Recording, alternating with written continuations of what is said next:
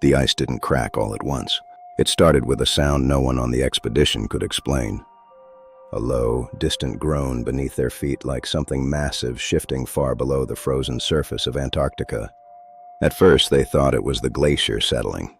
Then the satellite feed picked up something impossible. A heat signature. Not small, not random. Massive.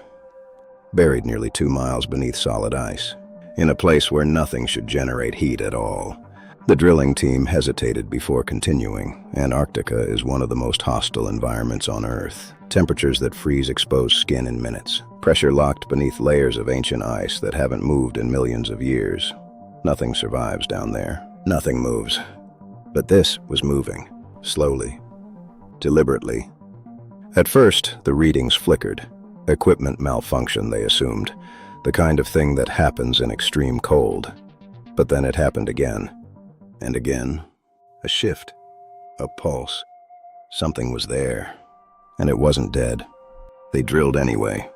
Because that's what scientists do when faced with the unknown. They push deeper. Hour after hour, the drill carved through layers of ancient ice, each one older than human civilization. Older than humanity itself. Trapped air bubbles from a world long gone hissed and escaped as the core samples rose to the surface. Then the drill hit something. Not rock, not ice. Something else. The vibration traveled up the entire rig, a deep metallic shudder that forced everyone to step back. They lowered a camera into the borehole. At first, all they saw was darkness. Then fragments, jagged shapes embedded in ice, too smooth to be stone, too structured to be random.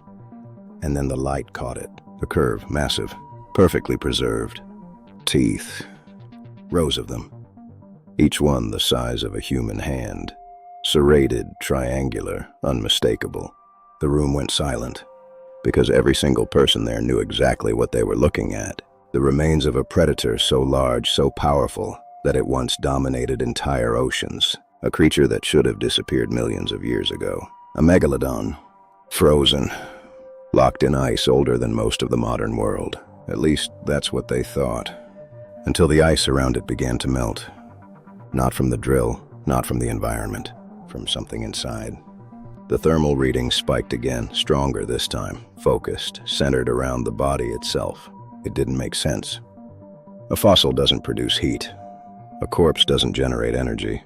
And yet, the sensors were clear. Something beneath the ice was warm, alive, or becoming alive. The team tried to stay rational. They had to. Science doesn't jump to conclusions. There had to be another explanation. Chemical reactions, geological anomalies, something natural. But the deeper they scanned, the worse it got. The shape extended far beyond what they could initially see.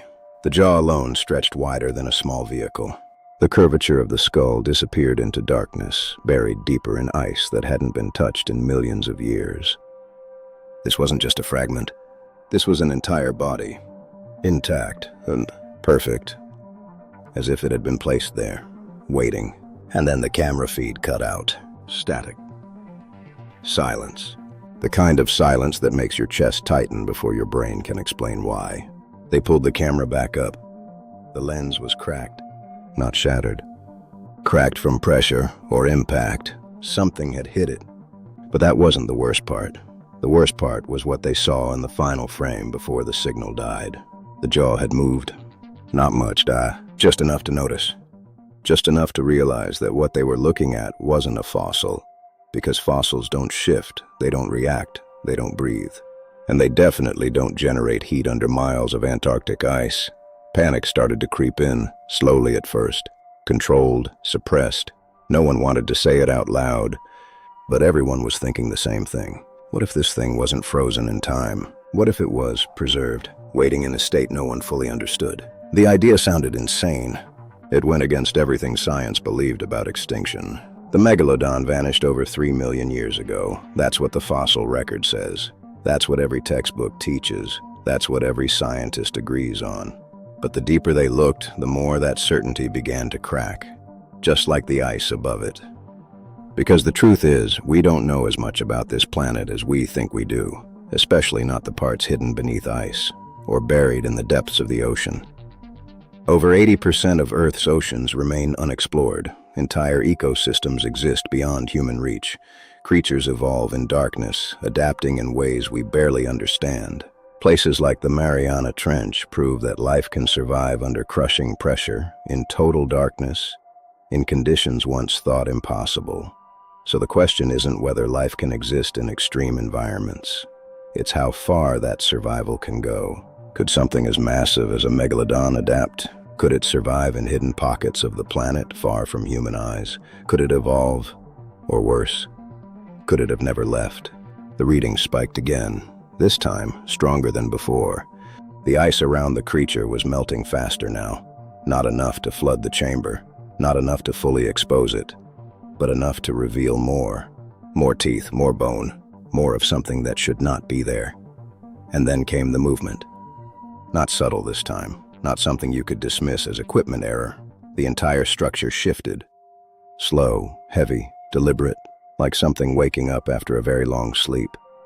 One of the researchers stepped back, whispering something no one else wanted to say. "It's not dead."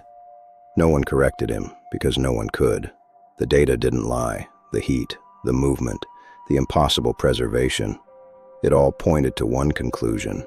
Something ancient, something massive, something that should have been gone forever, was still down there, and it was starting to wake up. Communication lines went quiet shortly after. Data transmissions stopped. Access to the site became restricted within hours. Official reports labeled it as a geological anomaly. Nothing more, nothing unusual, nothing alive. But the last transmission that made it out before everything went dark told a very different story. A single line, short, unedited, unexplained. "We're not dealing with a fossil." And then, nothing. No updates, no confirmations, just silence. The kind of silence that leaves one question echoing louder than anything else. If something that powerful, something that ancient, was still alive beneath the ice, what happens when it finally breaks free?